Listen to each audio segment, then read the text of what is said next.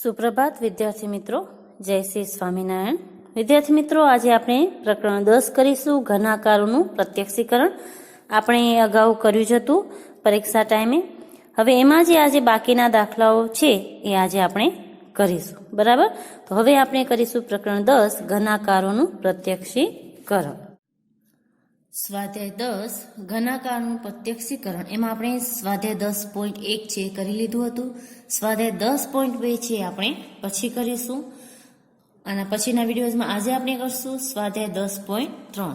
સ્વાધ્યાય 10.3 કરતા પહેલા આપણે જે છે એક વખત ફરીથી શિરોબિંદુ, ધાર અને ફલક એટલે કે ફેસ, એડ્સ અને વર્ટિક્સ કેને કહેવામાં આવે છે એની સમજૂતી મેળવી લઈએ.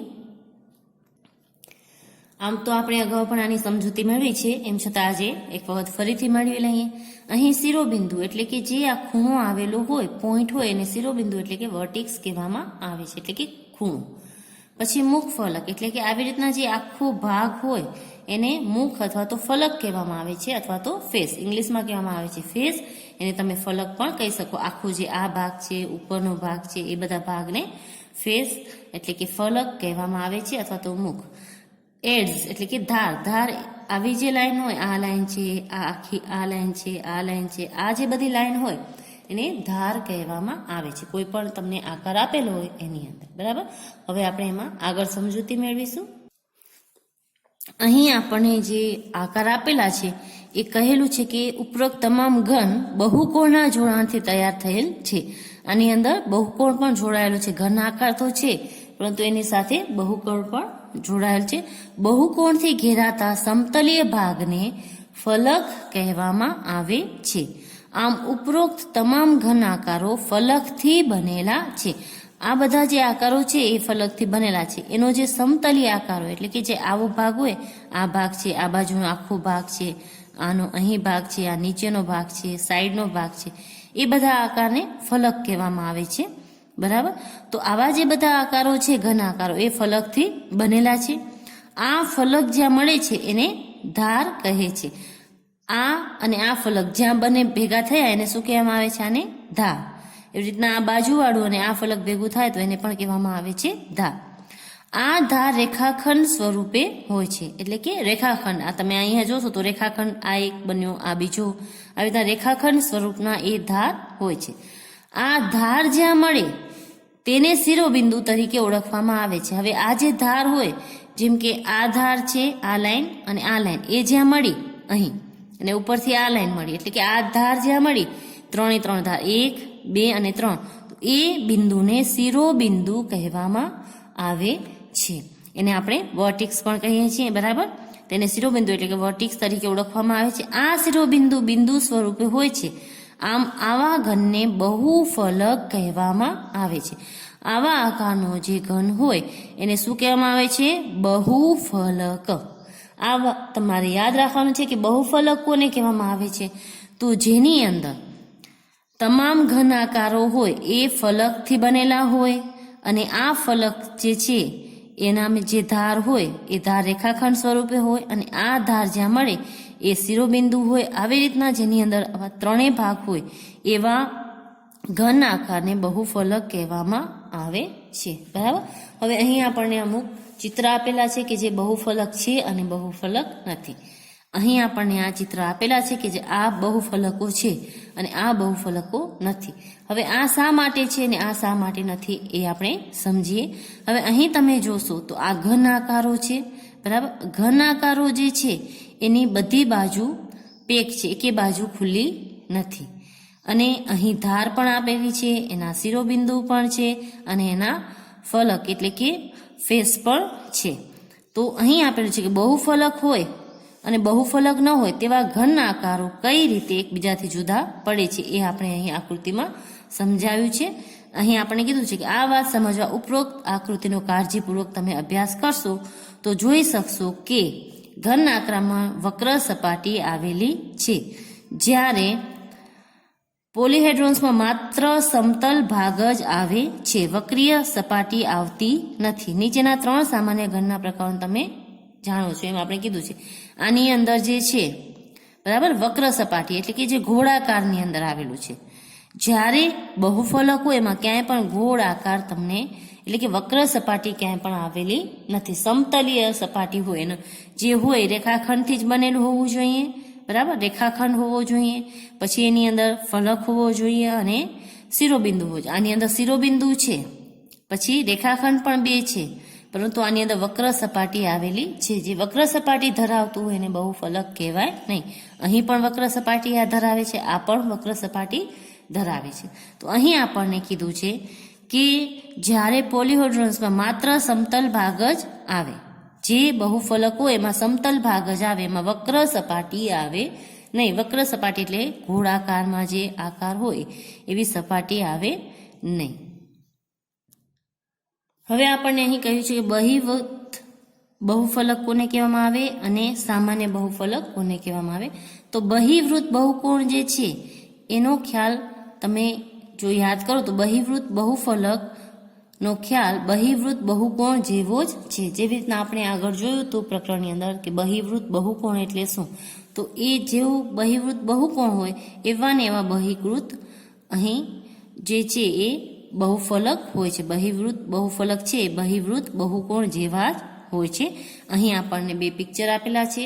આ બે પિક્ચર છે એ બહિર્વૃત્ત બહુફલક છે, જ્યારે આ બે પિક્ચર છે એ બહિર્વૃત્ત બહુફલક નથી. બરાબર, તો આમ આપણને જોતા જ ખ્યાલ આવી જાય કે કયા બહિર્વૃત્ત બહુફલક છે. એના પછીનું જે સામાન્ય બહુફલક, જ્યારે બહુફલકના દરેક ફલક સામાન્ય ફલક હોય અને તેના દરેક શિરોબિંદુ પર સરખી સંખ્યાના ફલક મળતા હોય ત્યારે તેને સામાન્ય બહુફલક કહેવામાં આવે છે. તો આપણે હવે એનું ઉદાહરણ જોઈશું. હવે સામાન્ય બહુફલકનું અહીં આપણને ચિત્ર આપેલું છે, તો આપણે અહીં એના આધારે સમજીશું કે સામાન્ય બહુફલક જે છે તેના દરેક ફલક એકરૂપ એટલે કે કોંગ્રુઅન્ટ હોય છે અને સામાન્ય બહુકોણ છે. તેના શિરોબિંદુ પર સરખી સંખ્યામાં ફલક મળે છે. આ જે સામાન્ય બહુફલકો એના દરેક ફલક જે એના ફેસ છે, બરાબર, જે એના મુખ છે, ફલક છે, એ એકરૂપ હોય એટલે કે દરેક એક જ સમાન હોય, એની જે લંબાઈ છે, પહોળાઈ છે એક જ સમાન હોય, એને આપણે કોંગ્રુઅન્ટ એકરૂપ કહીએ છીએ.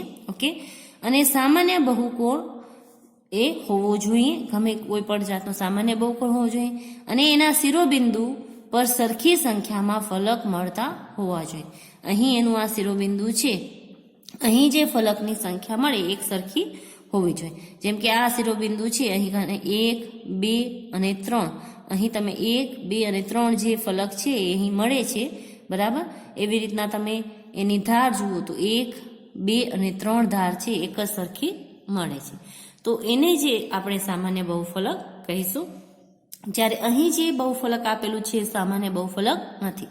અહીં તમને જોશો તો આ સામાન્ય બહુફલક નથી. બધી બાજુઓ એકરૂપ છે, આની બધી જે બાજુઓ છે એ એકરૂપ છે. જેમ આની અંદર એની ફલક એકરૂપ હતા એમ આની પણ બાજુઓ એકરૂપ છે, પરંતુ દરેક શિરોબિંદુ પાસે સરખી સંખ્યામાં ફલક ભેગા થતા નથી. એની બાજુઓ છે એકરૂપ છે, બરાબર, એટલે કે એના જે ફલક છે એકરૂપ છે, પરંતુ એની સરખી સંખ્યામાં જે ફલક છે શિરોબિંદુ પાસે એકઠા થતા નથી.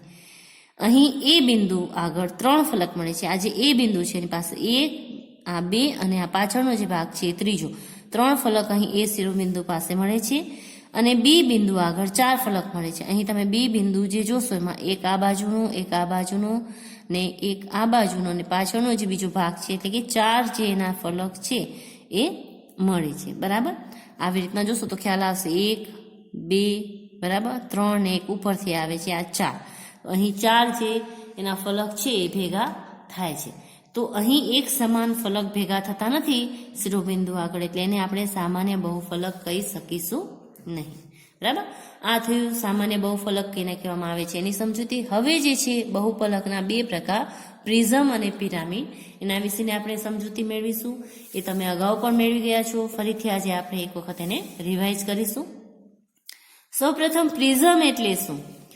જે બહુફલકનો પાયો અને મથાળું, પાયો અને મથાળું એટલે કે નીચેનો ભાગ અને ઉપરનો ભાગ એકરૂપ કોંગ્રુઅન્ટ બહુકોણ હોય, એટલે કે એકરૂપ એટલે કે એક સમાન જ હોવો જોઈએ, એની લંબાઈ, પહોળાઈ, એનો આકાર બધું એક જ સમાન હોવો જોઈએ, અને બાકીના જે ફલક હોય એ સમાંતર બાજુ ચતુષ્કોણ હોય. બાકીના એના જે ફલક હોય એ સમાંતર બાજુ ચતુષ્કોણ હોવા જોઈએ, તો એને પ્રિઝમ કહેવાય. તેને પ્રિઝમ કહે છે. પાયો અને મથાળું એકરૂપ હોય, જેમ કે અહીં તમે જોશો કે પાયો અને મથાળું તમને એક જ સરખા દેખાય છે ચોરસ આકારમાં, અને બાકીના જે એના ભાગ છે એ સમાંતર બાજુ ચતુષ્કોણના છે, તો આને આપણે પ્રિઝમ કહી શકશું. એવી જ રીતના આ જે ભાગ છે એમાં નીચેનો ભાગ છે એ ત્રિકોણાકારનો તમને દેખાય છે, અને ઉપરનો ભાગ છે એ પણ ત્રિકોણાકારનો દેખાય છે. બાકીના જે એના ભાગ છે આ એક, એની સાઈડનો બીજો ભાગ ને આ ત્રીજો ભાગ એ સમાંતર બાજુ ચતુષ્કોણ છે, એટલે એને પણ આપણે પ્રિઝમ કહી શકશું. બરાબર. પણ પિરામિડમાં કોઈ પણ સંખ્યાની બાજુવાળું બહુકોણ પાયા તરીકે હોય છે. હવે પિરામિડની અંદર શું હોય છે, તો પિરામિડની અંદર કોઈ પણ સંખ્યાની બાજુવાળું બહુકોણ હોય પાયા તરીકે હોય. અહીં આપણે માત્ર પાયાનું જ આપ્યું છે, એનું મથાળું આપેલું હોતું નથી. પિરામિડની અંદર શું આપેલું છે, માત્ર એનો પાયો, એટલે કે એનો નીચેનો જે આધાર છે એ જ આપેલો હોય છે, એનો ઉપર મથાળું આપેલું હોતું નથી. ને પાયાની દરેક બાજુમાંથી શરૂ થતા ફલકો ત્રિકોણ આકારના જ હોય છે. હવે નીચેનો જે ભાગ છે એ ગમે એ આકારનો હોઈ શકે, ગોળ પણ હોઈ શકે, ચોરસ પણ હોઈ શકે, લંબચોરસ પણ હોઈ શકે, ગમે એ બહુકોણ હોઈ શકે. બરાબર. પાયાનો ભાગ છે, પરંતુ એના પછી પાયાની બાજુમાંથી જે શરૂ થતા ફલકો હોય એ ત્રિકોણ આકારના જ હોવા જોઈએ, અને આ ત્રિકોણાકાર ફલકો એક જ શિરોબિંદુમાં મળે એને પિરામિડ કહેવામાં આવે છે. તો પ્રિઝમ અને પિરામિડમાં શું ફરક છે તમારે સમજાઈ ગયું હોવું જોઈએ. પ્રિઝમની અંદર મથાળું અને પાયો અને મથાળું એ બંને એક જ સરખા આકારના હોવા જોઈએ, અને બાકીના જે એના ભાગ હોય, બાકીના ફલકો એ સમાંતર બાજુ ચતુષ્કોણ હોવા જોઈએ. જ્યારે પિરામિડની અંદર નીચેનો જે આકાર છે એનો પાયો એ ગમે એ બહુકોણ હોવો જોઈએ, ગમે એ આકારનો હોવો જોઈએ, પરંતુ એના બાકીના જે ફલકો છે એ ત્રિકોણ આકારના જ હોવા જોઈએ, અને એ એક શિરોબિંદુની અંદર ઉપર મળવા જોઈએ. એમાં એનું મથાળું હોતું નથી. બરાબર. તો પ્રિઝમ અને પિરામિડ શું છે એને આપણે અહીં સમજૂતી મેળવી લીધી. હવે અહીં આપણને કહ્યું છે કે પ્રિઝમ અને પિરામિડ જે છે એના પાયા પરથી જ ઓળખાય છે. પ્રિઝમ અને પિરામિડ એ કેવા આકારનો છે. બરાબર ને. પ્રિઝમના પણ અલગ અલગ આકાર હોય, પિરામિડના પણ અલગ અલગ આકાર હોય, તો એને એના જે પાયો હોય એના ઉપરથી ઓળખવામાં આવે છે. જો એનો પાયો છે એ ષટકોણીય હોય તો પ્રિઝમનો પાયો ષટકોણથી બનેલો હોય છે, ષટકોણીય પ્રિઝમ હતો. ત્રિકોણીય પિરામિડ હોય તો એનો પાયો ત્રિકોણનો બનેલો હોય છે. બરાબર. તો આપણે આગળ પણ જોયું હતું. હવે અહીં જે છે આ કોષ્ટકની આપણે આગળ પણ સમજૂતી મેળવી હતી કે ત્રિકોણીય પિરામિડ, તો ત્રિકોણીય પિરામિડનો પાયો કેનો હશે, ત્રિકોણનો બનેલો હશે. ત્રિકોણીય પ્રિઝમ તો એનો પાયો અને મથાળું કેવું હશે, ત્રિકોણ હશે. એવી રીતના ચોરસ પાયાવાળો પિરામિડ તો એનો પાયો કેવો હશે, ચોરસ હશે. ચોરસ પાયાવાળો પ્રિઝમ તો અહીં એનો પાયો ચોરસ હશે. બરાબર. તો અહીં આપણે આ પેલા અભ્યાસ કરી જ ગયા છીએ કે કયા આકારની અંદર એના ફેસ એટલે કે ફલક કેટલા હશે, વર્ટિક્સ એટલે કે શિરોબિંદુ કેટલા હશે, અને ધાર કેટલી હશે, એના આધારે જે છે એ આપણે આ જે યુલરનું જે સૂત્ર હતું એ મૂકી અને આપણે અહીં જે સંખ્યા હતી એ શોધી હતી. એનું સૂત્ર હતું કે F+V હોય, એટલે કે ફલક પ્લસ વર્ટિક્સ તમે જેટલા કરો એનો જે સરવાળો આવે એ તમે ધારમાં 2+ કરો એટલો થાય. આ યુલરનું સૂત્ર હતું એ પણ આપણે અગાઉ કરી ગયા છીએ. હવે આપણે કરશું સ્વાધ્યાય 10.3. સ્વાધ્યાય 10.3 એમાં આપણો પહેલો પ્રશ્ન છે, શું કોઈ બહુફલકને આટલા ફલક હોઈ શકે? તો અહીં આપણને નીચે 3 અલગ અલગ ફલક આપેલા છે, તો એટલા બહુફલકને ફલક હોઈ શકે કે નહીં એ આપણે દર્શાવવાનું છે. પહેલામાં આપેલું છે 3 ત્રિકોણ. શું કોઈ બહુફલકને 3 ત્રિકોણવાળા ફલક હોઈ શકે કે નહીં? બરાબર. તો અહીં આપણે જવાબ લખશું કે ના, 3 ત્રિકોણવાળું બહુફલક શક્ય નથી. ના, 3 ત્રિકોણવાળો બહુફલક શક્ય નથી. શા માટે શક્ય નથી? કારણ કે બહુફલકને ઓછામાં ઓછા 4 ફલક તો હોય જ છે. કારણ કે બહુફલકને ઓછામાં ઓછા 4 ફલક હોય છે, બરાબર. તો 3 ત્રિકોણવાળો જે બહુફલક છે એ શક્ય નથી. ઓછામાં ઓછા એના 4 ફલક તો હોવા જ જોઈએ, તો જ એ શક્ય છે, બરાબર. એના પછીનો છે બીજો 4 ત્રિકોણ. તો હા, અહીં 4 ત્રિકોણ છે તો બહુફલક શક્ય છે, કેમ કે અહીં 4 તો ફલક છે. તો અહીં આપણે જવાબમાં લખશું કે હા, 4 ત્રિકોણવાળો બહુફલક શક્ય છે, બરાબર. 4 ત્રિકોણવાળો જે બહુફલક છે એ શક્ય છે, જેને આપણે ત્રિકોણ પિરામિડ જે છે એ આપણે એને કહીએ છીએ, જે ત્રિકોણીય પિરામિડ છે, બરાબર. જેને આપણે ત્રિકોણીય પિરામિડ કહી શકીએ, જે 4 ત્રિકોણ ધરાવે છે. એક ત્રિકોણનો આકાર નીચે હોય છે પાયામાં, અને 3 ત્રિકોણ જે છે એની ઉપર આપણે કરીને એનો બહુફલક બનાવી શકીએ છીએ. પછી એના પછીનું છે એક ચોરસ અને 4 ત્રિકોણવાળો. આવો જે બહુફલક છે એ શક્ય છે, તો હા, એ પણ શક્ય છે, બરાબર. તો અહીં આપણે જવાબમાં લખશું, કેમ કે અહીં 4 થી વધુ ફલક હોય તો પછી એ બહુફલકમાં શક્ય જ છે. તો અહીં તો 5 ફલક થશે. તો હા, એક ચોરસ અને 4 ત્રિકોણવાળો બહુફલક શક્ય છે,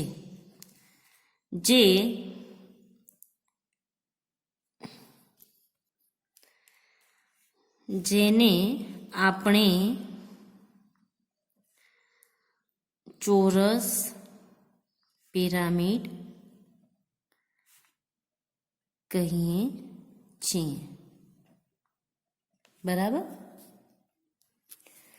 અહીં આપણે ચોરસ પાયાવાળું પિરામિડ પણ લખી શકીએ છીએ, કે જેનો પાયો છે એ ચોરસ હોય અને એની ઉપર 4 ત્રિકોણ આવેલા હોય, એને આપણે ચોરસ પિરામિડ કહીએ છીએ, ને આવું બહુફલક શક્ય છે. હવે એના પછીનો બીજો પ્રશ્ન છે આપણે, શું આપેલી કોઈ પણ સંખ્યાના ફલકથી બહુફલક બની શકે? અહીં જે આપણે આપેલી સંખ્યા હતી એ સંખ્યાથી શું બહુફલક બની શકે? તો અહીં આપણે આગળ જ જોયું પેલા પ્રશ્નમાં જ કે બહુફલક બનાવવા માટે ઓછામાં ઓછા 4 ફલક આપણને જોઈએ. તો 4 ફલક જો હોય આપણી પાસે, તો એનો આપણે બહુફલક બનાવી શકીએ છીએ. તો અહીં આપણે લખશું કે ઓછામાં ઓછા જો આપણી પાસે 4 બહુફલક હોય તો એનાથી આપણે બહુફલક બનાવી શકીએ છીએ, બરાબર. 4 થી વધુ પછી ગમે એટલા હોય એનો પણ આપણે બહુફલક બનાવી શકીએ છીએ. તો અહીં આપણે જવાબમાં લખશું, બહુફલક બનાવવા માટે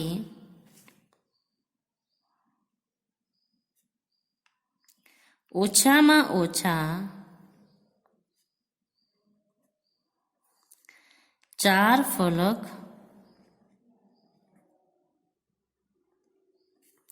જોઈએ. જો 4 ફલક હોય તો બહુફલક શક્ય છે. એનાથી વધુ ગમે એટલા હોય, પરંતુ ઓછામાં ઓછા 4 ફલક હોય તો આપણે એનો બહુફલક બનાવી શકીએ છીએ, બરાબર. હવે આપણે કરીશું પ્રશ્ન નંબર 3. પ્રશ્ન નંબર 3 આપણો છે, નીચેનામાંથી કઈ વસ્તુ પ્રિઝમ છે? હવે આપણે પ્રિઝમનું કહેવાનું છે કે આની અંદરથી કઈ વસ્તુ પ્રિઝમ છે અને નથી.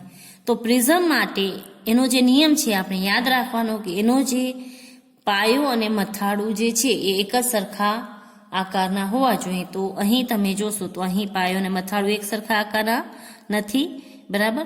અહીં પણ નથી. અહીં છે પાયો અને મથાળું, અને અહીં પણ એનો પાયો, એટલે આપણે આને પાયો લઈએ તો આ સાઈડનું મથાળું લઈએ તો એ પણ એક જ સરખા આકારનો છે. તો અહીં આપણે જોશું તો એક આ જે છે બીજો નંબર એ પ્રિઝમ છે, અને આ જે છે એ પ્રિઝમ છે. જ્યારે આ પિરામિડ છે, આનો પાયો જે છે એ અલગ છે અને અહીં મથાળું નથી, બધા એક શિરોબિંદુમાં ભેગા થાય છે, એટલે આ પ્રિઝમ છે, બરાબર. આ પિરામિડ છે. જ્યારે પ્રિઝમની અંદર આ બે જ વસ્તુનો સમાવેશ થશે, બીજી અને ચોથી વસ્તુનો. તો હવે આપણે એનો જવાબ લખીશું. તો અહીં આપણે જવાબમાં લખશું, પહેલા જવાબની અંદર આ પ્રિઝમ નથી, બરાબર. એ તો પ્રિઝમ પણ નથી અને પિરામિડ પણ નથી, કેમ કે એની અંદર જે એક ભાગ છે એ કર્ડ એટલે કે ગોળાકારમાં આવેલો છે, એટલે એને જે છે આપણે બહુફલક પણ કહી શકીએ નહીં. આ આપેલ આકૃતિ બહુફલક નથી, કેમ કે તેમાં એક ભાગ વક્રીય છે, બરાબર ને. એ વક્રીય આકૃતિ છે, એટલે કે ગોળાકાર આકૃતિ આપેલી છે, એટલે પ્રિઝમ પણ નથી અને પિરામિડ પણ નથી, બહુફલક જ નથી, બરાબર. બહુફલકના બે ભાગ છે, કાં તો એ પિરામિડ હોય કાં તો એ પ્રિઝમ હોય, પરંતુ અહીં તો એ પ્રિઝમ પણ નથી અને પિરામિડ પણ નથી, એ બહુફલક જ નથી, બરાબર. એટલું આપણે લખી દીધું એટલે ચાલે. પછી બીજી આકૃતિ છે, એમાં લખશું કે આ આપેલ આકૃતિ પ્રિઝમ છે. આપણે બીજી આકૃતિ પ્રિઝમ હતી અને ચોથી આકૃતિ પ્રિઝમ હતી, તો આપણે ચોથી આકૃતિમાં પણ લખી શકીએ કે આ આકૃતિ પ્રિઝમ છે. આપેલ આકૃતિ પ્રિઝમ છે. ત્રીજી જે આકૃતિ હતી આપણી પિરામિડની હતી, તો અહીં આપણે લખી શકીએ કે આ આકૃતિ પ્રિઝમ નથી, પરંતુ પિરામિડ છે, બરાબર. એ પિરામિડની આકૃતિ હતી, જે આપણો છે એ ચોરસ પાયાવાળો ત્રિકોણીય પિરામિડ, ચોરસ પાયાવાળો પિરામિડ છે, બરાબર. એનો જે નીચેનો પાયો છે એ ચોરસ છે, એટલે એને આપણે ચોરસ પાયાવાળો પિરામિડ કહી શકીએ. તો આ બીજી અને ચોથી આકૃતિ છે એ જ અહીં પ્રિઝમ છે. પ્રશ્ન 4 છે, આપણે પછી જોશું. હાલમાં આપણે પ્રશ્ન નંબર 5 કરીએ છીએ. શું ચોરસ પ્રિઝમ એ સમઘન જેવો જ હોય છે? એ સમજાવો, બરાબર. તો અહીં જે છે ચોરસ પ્રિઝમ છે એ સમઘન જ હોય છે કે નહીં એ આપણે કહેવાનું છે.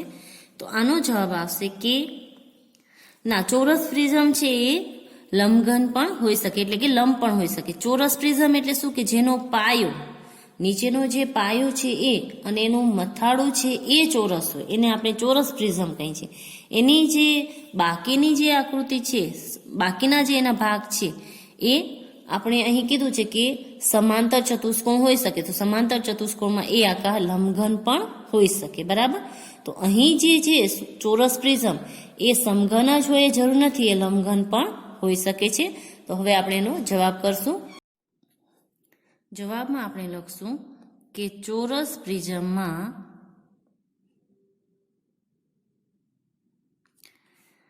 ચોરસ આકારનો તેનો પાયો હોય છે, તેના બાકીના ફલકો સમાંતર ચતુષ્કોણ આકારના હોય છે. એ ચોરસ આકારના હોય એ જરૂરી નથી, તે લંબઘન આકારના પણ હોઈ શકે છે.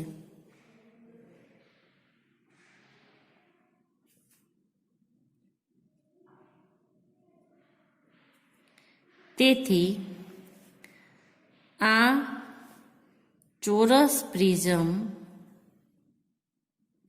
એ સમઘન હોય એવું જરૂરી નથી, એ લંબઘન પણ હોઈ શકે છે, બરાબર. આ થયો એનો જવાબ પ્રશ્ન 5નો. હવે આપણે અહીં પ્રશ્ન 6નો જવાબ કરીશું. પ્રશ્ન નંબર 6 આપણો છે યુલરનું સૂત્ર નીચેના ઘનાકાર માટે તપાસો. યુલરનું જે સૂત્ર છે આપણે આ ઘનાકારમાં યોગ્ય છે કે નહીં, એટલે કે એ સાચું છે કે નહીં આપણે તપાસવાનું છે. તો એના માટે આપણે સૌપ્રથમ જે છે એના ફલક ગણીશું. એફ એટલે કે ફલક કેટલા છે, બરાબર. તો 1, 2 3 4 આપણે આ ઉપર દેખાય છે એવું ને એવું એક નીચે હશે એટલે 5, પછી એક આ સાઈડ હશે એટલે 6 અને એક આ સાઈડ હશે એટલે 7, એટલે ફલક એના થયા 7, f બરાબર 7, બરાબર.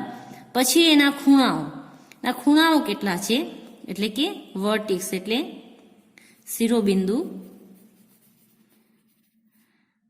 v બરાબર કેટલા, 1 2 3 4 અહીં, 5 6 7 8 અને 9 અહીં, બરાબર.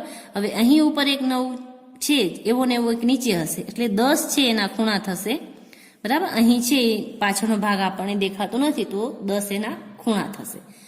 પછી એની ધાર, બરાબર ને, ધાર એટલે એડ્સ, ઈ એના કેટલા થશે તો એ આપણે ગણીએ તો 1 2 3, અહીંયાથી ગણી 1 2 3 4 5 6 7 8 9 10 11 12, બરાબર. એવી ને એવી નીચે હશે એક 13 અને એમાં પણ આવી બે સાઈડ હશે એટલે 14 અને 15 જે છે એની ધાર થશે, તો 15 એની ધાર, બરાબર.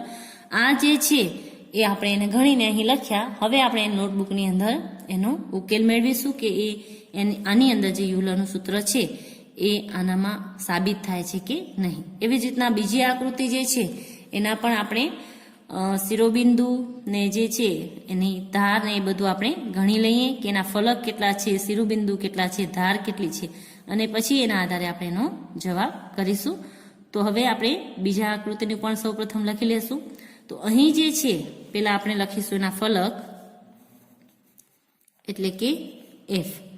તો એના ફલક છે 1 2, ચોરસ છે એટલે 3 ને 4 એ બાજુ હશે, નીચે 5 અને 6, પછી એવા ને એવા 4 બીજ આ હશે, ઉપર ત્રિકોણ છે એટલે 3 હશે, 6 7 8 અને 9, ઉપર ત્રિકોણ છે એટલે 3 ઈ 4 બાજુના અને 2 આ ઉપર અને નીચે, એટલે ટોટલ 4 5 6 7 8 ને 9 થશે એના ફલક, બરાબર.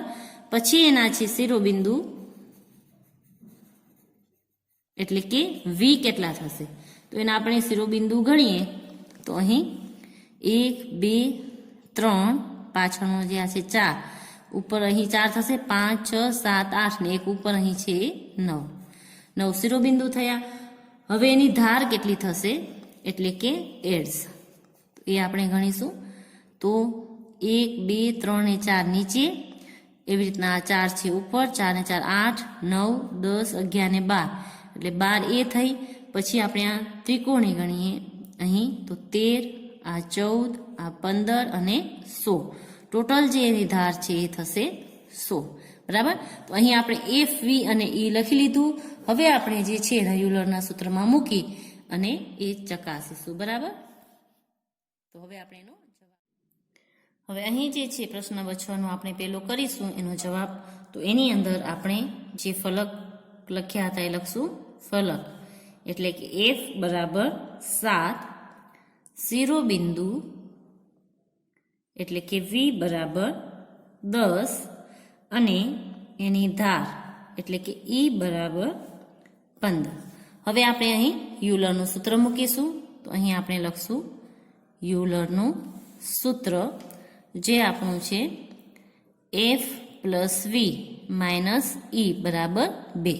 હવે આ સૂત્ર પ્રમાણે આપણે આની અંદર કિંમત મૂકી અને ચકાસીશું કે બરાબર 2 આવે છે કે નહીં. f પ્લસ v એટલે 7 પ્લસ 10 માઇનસ 15 બરાબર 2, એટલે 17 માઇનસ 15 બરાબર 2, એટલે 2 બરાબર 2. તો આવી રીતના જે છે એ આપણે એને ચકાસી શકીએ છીએ. તો અહીં આ સૂત્ર છે એ સાબિત થાય છે. હવે એનો આપણે બીજો દાખલો કરીએ જેમાં આપણે લખીશું ફલક એટલે કે f બરાબર 9, શિરોબિંદુ એટલે કે v બરાબર 9 અને એની ધાર આપણે આપેલી છે, ધાર એટલે e બરાબર 16, બરાબર. હવે વળી અહીં યુલરનું સૂત્ર લખીશું. યુલરનું સૂત્ર બરાબર f plus v minus e બરાબર 2. તો હવે આપણે કિંમત મૂકીશું 9 પ્લસ 9 માઇનસ 16 બરાબર 2. તો 18 માઇનસ 16 બરાબર 2. તો 18 માઇનસ 16 કરી તો 2 બરાબર 2. તો અહીં પર યુલરનું જે સૂત્ર છે એ સાબિત થાય છે. બરાબર, તો આ થયો આપણો પ્રશ્ન નંબર 6 નો જવાબ. હવે આપણે કરીશું દાખલા નંબર 7. યુલરના સૂત્રનો ઉપયોગ કરી અજ્ઞાત સંખ્યા મેળવો. આ દાખલો આપણે અગાઉ પણ કરી ગયા છીએ, એમ છતાં આજે હું તમને ફરીથી એક વખત કરાવીશ. અહીં જે અજ્ઞાત સંખ્યા છે આપણને મેળવાની છે આ સૂત્રનો ઉપયોગ કરીને. તો અહીં જે છે આપણે એ સૂત્રનો ઉપયોગ કેવી રીતના કરશું એ હું તમને અહીં સમજાવું છું. અહીં આપણે યુલરનું સૂત્ર લઈએ તો f પ્લસ વી માઇનસ ઈ બરાબર 2 છે. બરાબર, હવે આ સૂત્રને આપણે ફરાવીએ તો આવી રીતના લખી શકીએ કે f પ્લસ વી બરાબર ઈ આ બાજુ માઇનસ છે, આ બાજુ જશે એટલે પ્લસ થશે, તો 2 પ્લસ ઈ આ બંનેનો સરવાળો એક સરખો થવો જોઈએ. બરાબર, તો આપણે હવે આ સૂત્રનો ઉપયોગ કરી અને આની અંદર જે સંખ્યા આપેલી નથી એને શોધીશું. તો જો આપણે f પ્લસ વી કરીએ, બરાબર, અહીં આપણી પાસે આપેલા છે f વી અને ઈ 3 આપેલા છે. તો અહીં વી અને ઈ આપેલા હોય તો જેમાં જે સંખ્યા આપેલી હોય એ મૂકી અને જે સંખ્યા નથી આપેલી આપણે શોધીશું અને એની અંદર આપણે આ સૂત્રનો ઉપયોગ કરીશું. બરાબર, આ બાજુ આ માઇનસ છે, આ બાજુ જશે એટલે પ્લસ, એટલે આપણે આ સૂત્રનો ઉપયોગ કરી અને આ ત્રણેયમાં જે સંખ્યા આપેલી નથી એ શોધીશું. તો હવે હું અહીં એ સૂત્ર લખીશ, f પ્લસ વી બરાબર 2 પ્લસ ઈ, અથવા તો ઈ પ્લસ 2 પણ તમે લખી શકો છો. હવે પેલું છે આપણું, બરાબર ને, આ પેલી લાઈન એની અંદર આપણે f શોધવાનો છે. વી આપણને આપેલો છે 6 ને ઈ આપણને આપેલો છે 12. બરાબર, તો આપણે આ સૂત્રની મદદથી શોધીએ તો f પ્લસ વી એટલે f પ્લસ 6 બરાબર 2 પ્લસ 12. આ આપણે પ્રથમ સૂત્રમાં મૂકીએ તો હવે આપણે એનો જવાબ કરીએ તો આપણો જવાબ થશે f પ્લસ 6 એમને એમ રહેશે, 12 ને 2 14. હવે અહીં પ્લસ 6 છે, આ બાજુ જશે એટલે માઇનસ થશે, એટલે f બરાબર 14 માઇનસ 6 એટલે f જે છે એ આપણને મળશે 8. બરાબર, હવે અહીં તમે 8 પ્લસ 6 કરો તો પણ 14 થાય, જે એના સરખા છે, એટલે f આપણને અહીં કેટલો મળ્યો 8 મળ્યો. હવે આપણે બીજો દાખલો કરીશું એમાં. હવે અહીં બીજા દાખલાની અંદર જે રકમ છે આપણને વી શોધવાનો છે અને આપણે f અને ઈ આપેલા છે. બરાબર, તો હવે આપણે એને રકમમાં મૂકીશું. અહીં આપણને f આપેલો છે 5, વી આપણને શોધવાનો છે અને ઈ આપેલો છે 9.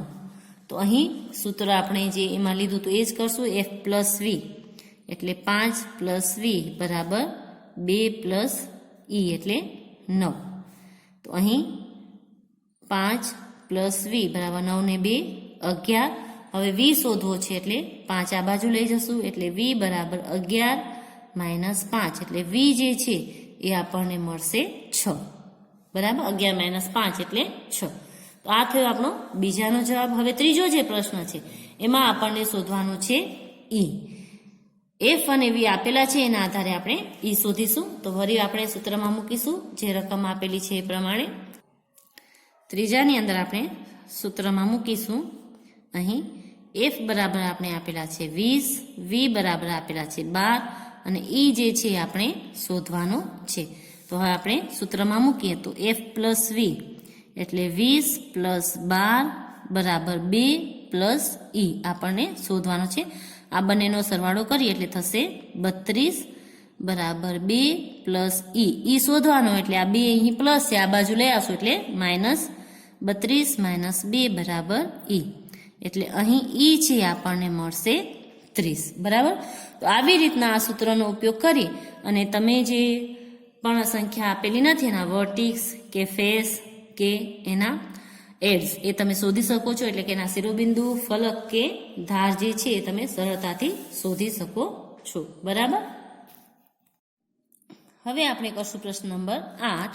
શું કોઈ બહુફલકને 10 ફલક, 20 ધાર અને 15 શિરોબિંદુ હોઈ શકે કે નહીં? કોઈ બહુફલક આવું હોઈ શકે?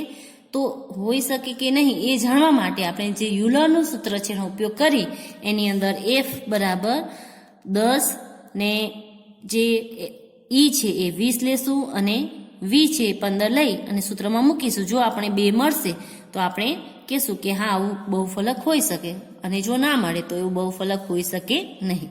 તો હવે પ્રશ્ન નંબર 8નો આપણે જવાબ કરીશું. અહીં આપણે જવાબની અંદર સૌપ્રથમ એના જે ફલક છે એટલે કે f બરાબર 10 લઈશું. પછી એની ધાર એટલે કે e બરાબર 20 લઈશું અને એના v એટલે કે શિરોબિંદુ એ લઈશું 15. હવે આપણે યુલરનું સૂત્ર લખીશું. યુલરનું જે સૂત્ર છે એ f plus v minus e બરાબર 2. જો બરાબર 2 મળે તો આવું બહુફલક હોઈ શકશે, નહીં તો નહીં હોઈ શકે. અહીં f પ્લસ v, f છે આપણા 10, v છે આપણા 15 અને e છે આપણા 20. માઇનસ થશે આ 20 બરાબર 2. તો આ બેનો સરવાળો કરશે એટલે થશે 25 માઇનસ 20 બરાબર 2. 25 માંથી આપણે 20 માઇનસ કરીએ તો આપણને મળે 5. તો 5 અહીં આવ્યા, બરાબર 2 નથી આવ્યા, એટલે આવું બહુફલક હોઈ શકે નહીં.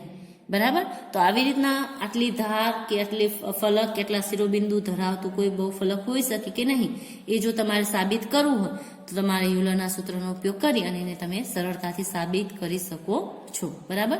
તો અહીં આપણે લખશું કે આમ 10 ફલક, 20 ધાર અને 15 શિરોબિંદુ ધરાવતું બહુફલક હોઈ શકે નહીં. બરાબર. તો અહીં જે આપણું સ્વાધ્યાય 10.3 છે એ પૂરું થાય છે. બસ આજ માટે આપણે આટલું જ કરીશું. હવે પછીનું જે સ્વાધ્યાય કાર્ય છે આપણે પરીક્ષા પછી કરીશું. આશા રાખું છું કે તમને આજ જે કરાવ્યું એમાં સમજ પડી હશે. તો આજ માટે આટલું જ. આજે તમને ગૃહ કાર્ય આપતી નથી, કાલની પરીક્ષાની તમારે તૈયારી કરવાની છે માટે. તો આપનો દિવસ શુભ રહે, ઘરે રહો, સ્વસ્થ રહો. આભાર.